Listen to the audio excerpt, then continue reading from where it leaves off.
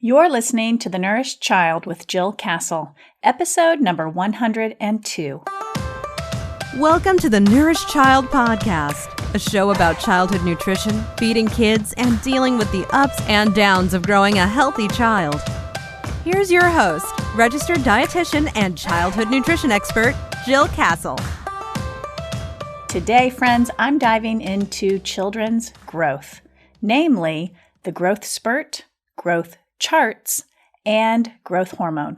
We'll look at what is going on physically when growth spurts happen in kids, early and late bloomers, the role of growth hormone and sleep, and the background on growth charts. My goal for you is to make you very savvy in the area of your child's growth.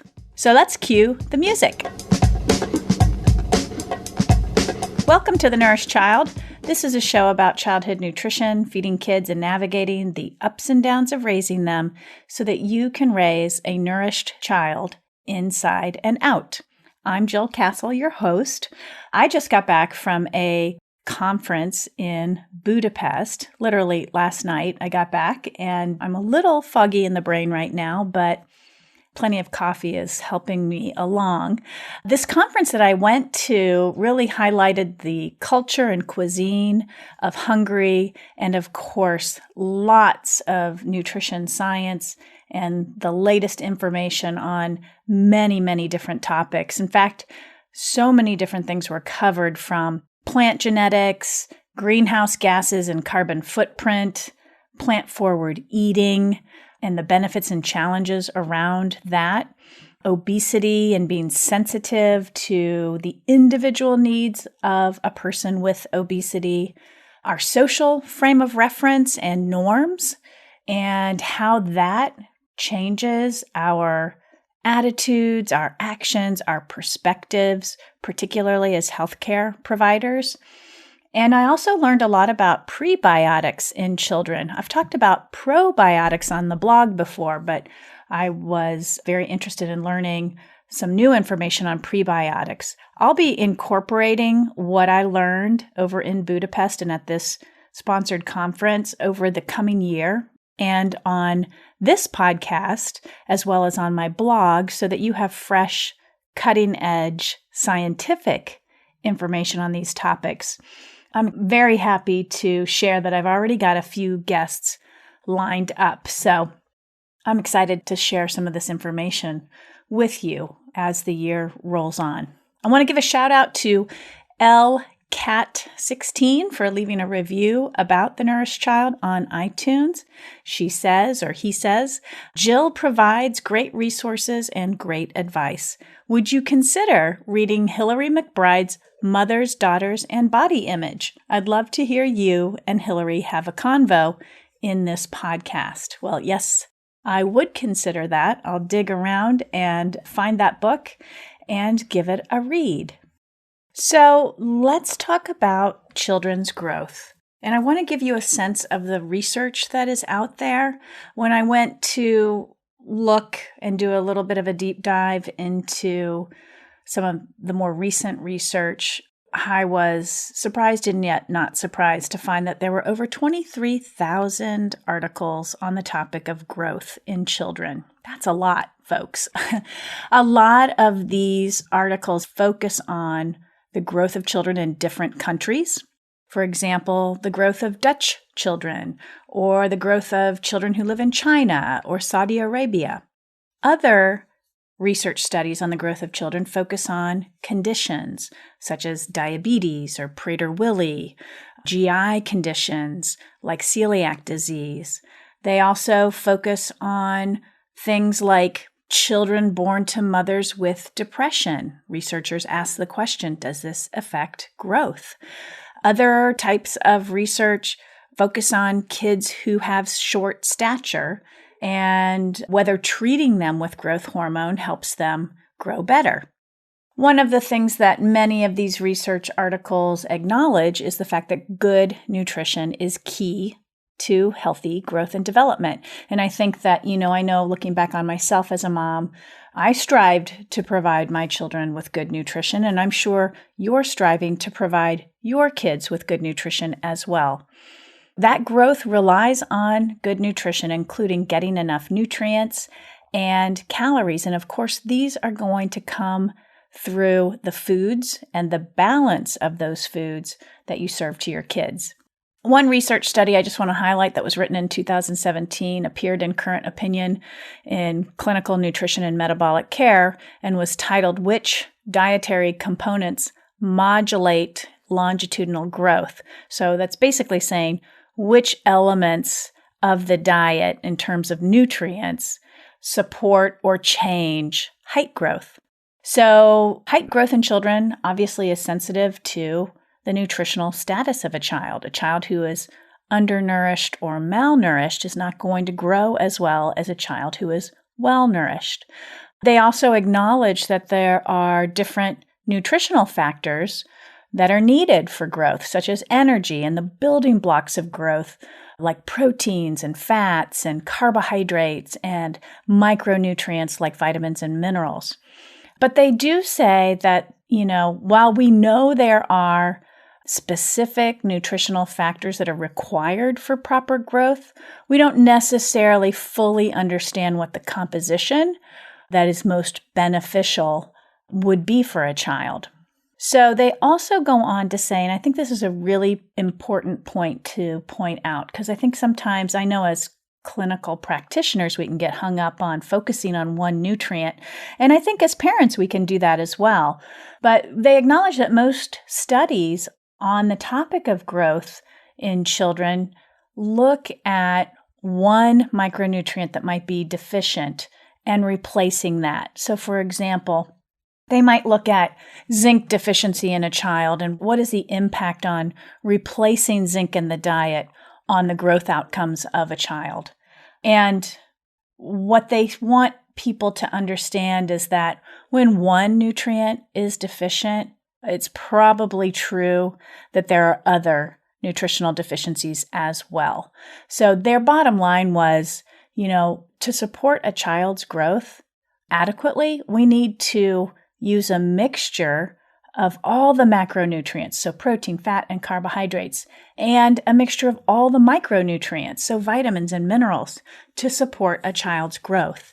And to not get hung up on just one thing, like protein or like iron or zinc, to not get hung up on one thing at the exclusion of other nutrients and components of the diet. So I just wanted to make sure that we are all clear on the fact that to truly support a child nutritionally, we want to have a complex diet that includes all the nutrients, protein, fat, carbohydrate, and all the micronutrients. So what is happening with growth in a child? So there are stages of growth and development, and they're pretty much broken up into four main areas: infancy, the toddler and preschool years, childhood, and adolescence. And our kids grow the fastest during the periods of infancy and adolescence. So the toddler years and the preschool years and the school age years, yes, your child is growing, but there aren't spurts of growth. Our kids are really just growing at more of a steady rate. Now, the other thing is that during growth, everything grows. There's not one thing that we can tease out that grows while other things don't grow. So everything grows, from hair to teeth to bones. There's no selective area where we're going to say only the bones are growing and nothing else is growing. Everything's growing. The first year of life, so that first year of infancy, is a time of amazing changes during which babies on average grow 10 inches in length and they triple their birth weight. But after age 1, that baby's growth in length slows down quite a bit.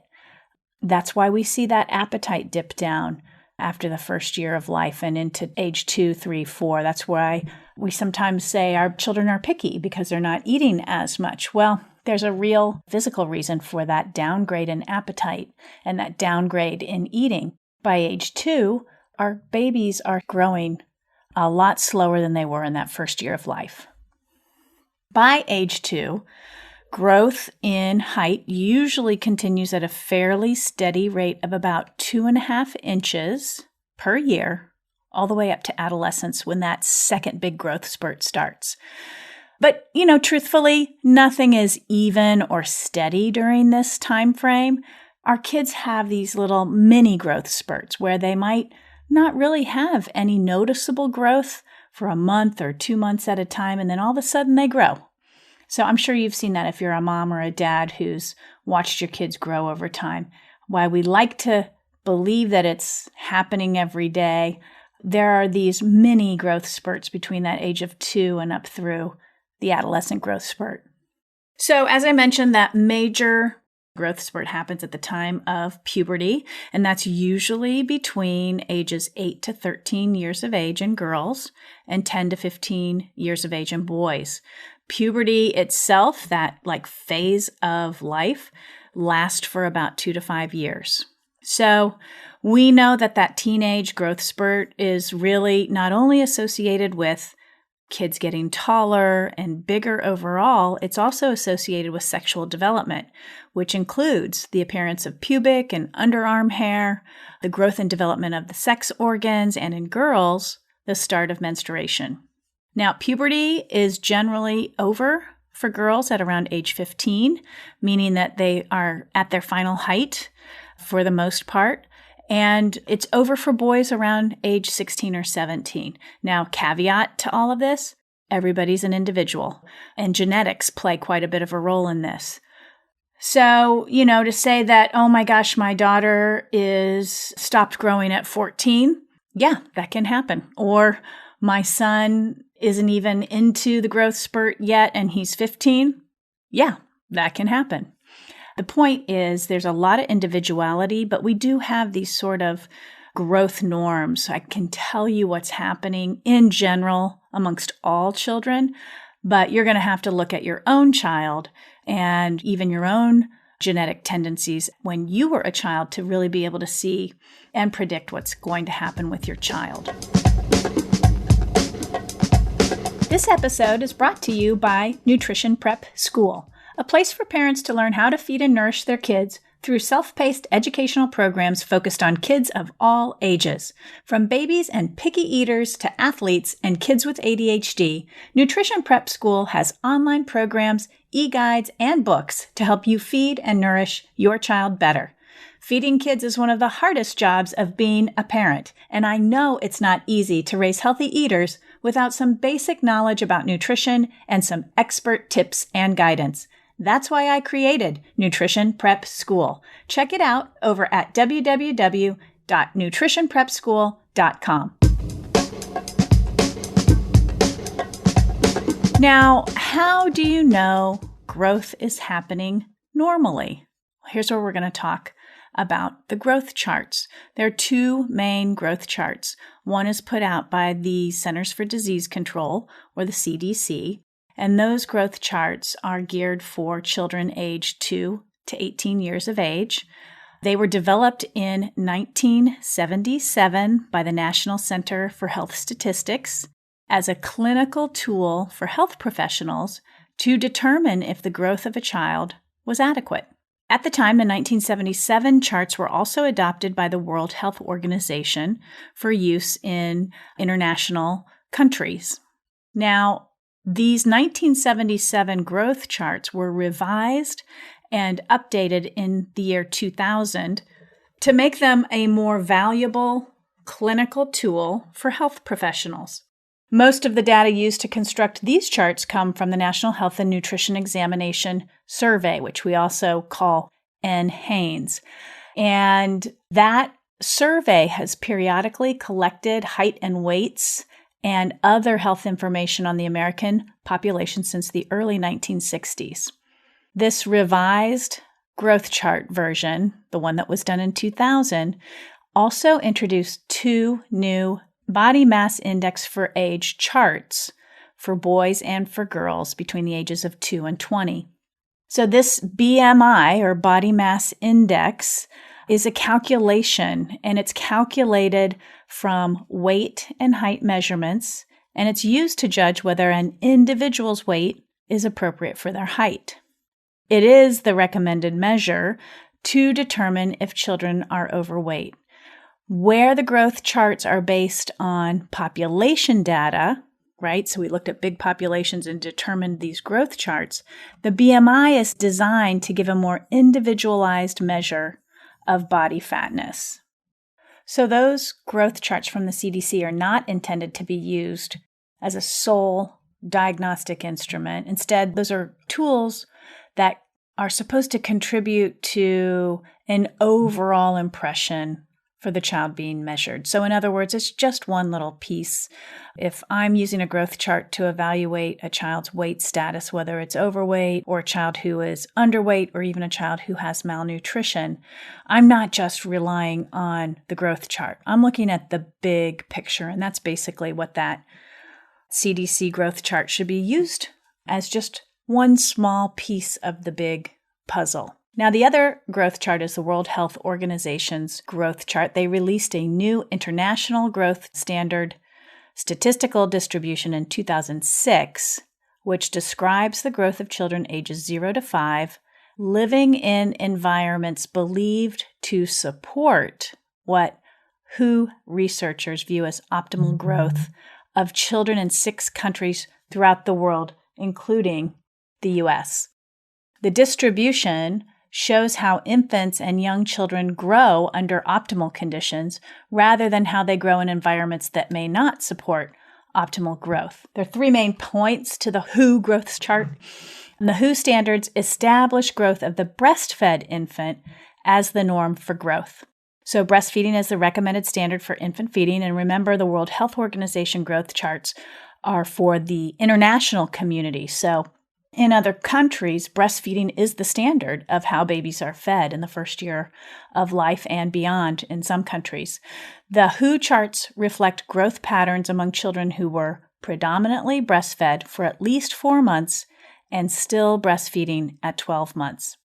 Number 2, the WHO standards provide a better description of physiological growth in infancy. So clinicians often use the CDC growth charts as standards on how young children should grow. However, those growth charts are references.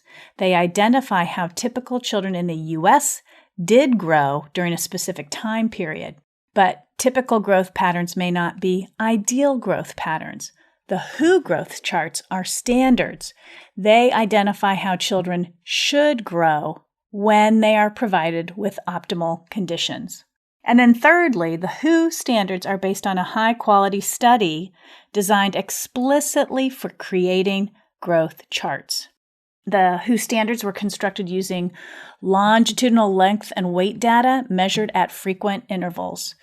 Alternatively, the CDC growth charts, weight data wasn't available between birth and 3 months of age, and the sample sizes were really small for sex and age groups during the first 6 months of age.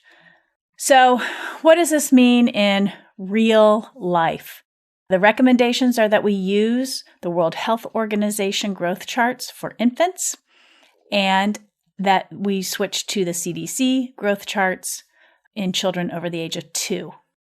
So let's take just some practical IRL, as my kids would say, or growth charts in real life. Adolescents and children, they gain weight and height in a predictable pattern. Typically, you're going to see in teenagers the height growth occur first, followed by weight gain. I like to call this a pattern of stretching out, then filling out, which is different from childhood growth, where the pudginess often happens first, then children increase their height. So since we're talking, growth spurt, we're going to talk a little bit more in depth about teenagers. And again, just to reiterate, in teenage girls, their peak height growth occurs between 11 and 13 years, and in boys between 13 and 15 years of age on average. Weight gain from lean tissue. So when we talk about lean tissue, we're talking about muscle and we're talking about bone. So we're not talking about fat tissue and we're not talking about water or hydration status. So the weight gain from lean tissue during the growth spurt is about 15 pounds for girls and about 30 pounds or twice that for boys. From a fat standpoint, so the weight gain from fat, girls gain more fat, about 6 pounds, on average than boys during this growth spurt, and boys gain about 3 pounds of fat. So, if you think about it, a 15 to 30 pound weight gain in a couple of years can be shocking, especially if you're used to looking at a lean child. But let me tell you, friends, this is completely normal during the growth spurt. So let's talk about those growth charts just in terms of you being able to interpret them. You'll see them at your annual visit where your pediatrician or your doctor will weigh and measure your child, and they'll plot these measurements on his or her height and weight chart. These growth charts give you that insider's view on how well your child is growing. So ideally, your child will establish a growth percentile channel that is unique to him or her. That could be that, weight is between the 10th and 25th percentile, and height is between the 25th and 50th percentile each year. That's sort of your child's normal growth percentile channel. So following a regular channel of growth is an indicator that your child is growing normally and likely following his or her genetic blueprint or tendency for growth.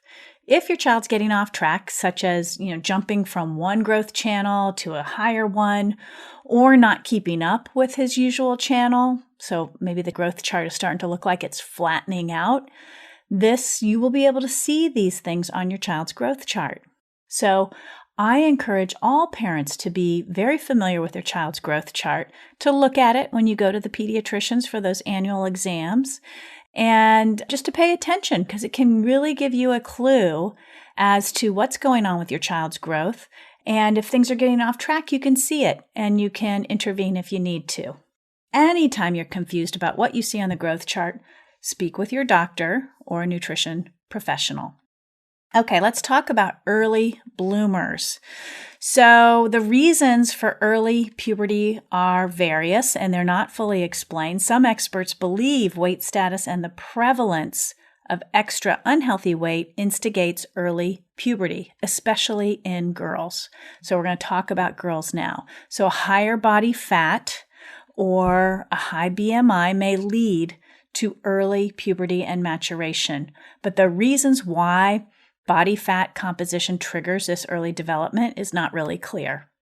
Other experts suggest the presence of endocrine disrupting chemicals, such as those found in pesticides, could be at play with early development. These chemicals may interfere with hormone activity like estrogens and shift the timing of puberty. Genetic tendencies will also influence the onset of puberty. For example, if you were an early bloomer, your child might be one too. Precocious puberty, so there's two types of early puberty, precocious puberty and puberty. Precocious puberty is defined as puberty before age 8 in girls. So before that normal timing of 8 to 13 years in girls. And it includes the following signs: breast buds before age 8, an increase in height growth and skeletal or bone maturity, enlargement of the ovaries and the uterus, and increased levels of hormones. Puberty, which is spelled Pubarche, I call it puberty, maybe I'm pronouncing it wrong, but it is the presence of pubic hair before age 8, and it's a form of incomplete puberty. About 3% of children will have early pubic hair, and studies show that 10 to 20% of these girls may be carrying extra weight. Other signs of premature puberty include underarm hair, acne, oily skin and hair, and adult body odor. Now, early puberty for boys, also called precocious puberty, begins before age 9. It occurs when the hypothalamus in the brain signals the secretion of testosterone. As a result, you'll see physical changes including body odor, pubic hair, acne, facial hair, voice changes, and a rapid height growth, which happens earlier than you would expect it to. Precocious puberty is less common in boys than it is in girls, And boys who go through early puberty may not reach their adult height potential if it's left untreated. So talk with your doctor if you suspect you have a son or a boy that has signs of early puberty. Now, on the other hand, there's late bloomers. I happen to be what I loosely called a late bloomer. And I think, again, genetically, if you know you were, there's a good chance your child is too. But late puberty is defined as the absence of breast development by age 13 in girls. Delayed height growth is a common cause of delayed puberty and can be caused by inadequate nutrition, as well as hormonal imbalances. So be sure to follow that growth chart. That gives you a sense of whether there are any dips or stalls in your child's height growth. You might need to pay attention to nutrition more closely if that's what's going on. And in boys, the definition is that if puberty hasn't started by age 14, it's called delayed puberty. So if you suspect your son is in delayed puberty, your doctor can help and decide with you how to manage it. Last, I want to talk about growth hormone because it is the underpinning of all the growth that happens in children. Human growth hormone is a substance that controls your body's growth. It's made by the pituitary gland located in the base of the brain, and growth hormone helps children grow taller. It helps them grow and increase their muscle mass, and it helps them decrease their body fat. Growth hormone also controls metabolism, which is really just taking the food that we eat and changing it into energy for the body and helping the body make other substances that it needs. Too much or too little growth hormone in the body can cause health problems. In kids, too little growth hormone can cause shortness, or what is referred to as short stature. What I find is really interesting that I don't think a lot of people understand or know about or are aware about is that growth hormone is secreted during the night, during specific sleep stages. Deep sleep that occurs early in the night seems especially important for growth hormone secretion. This type of deep sleep predominates in the first third of the night. If that sleep is disrupted, growth may not occur normally. So what can happen is children fall off the growth curve. So for example, if somebody was in the 50th percentile for height, that affected child who might not be getting good quality deep sleep on a routine basis, that child might fall into the 10th percentile for height over time. Research on sleep apnea in kids has shown a profound effect on growth. When that early deep sleep gets interrupted, it affects the secretion of growth hormone. Mainly, it suppresses that growth hormone secretion. The growth hormone never really gets circulated into the system. So any sleep disorder that disrupts deep sleep may decrease growth hormone secretion.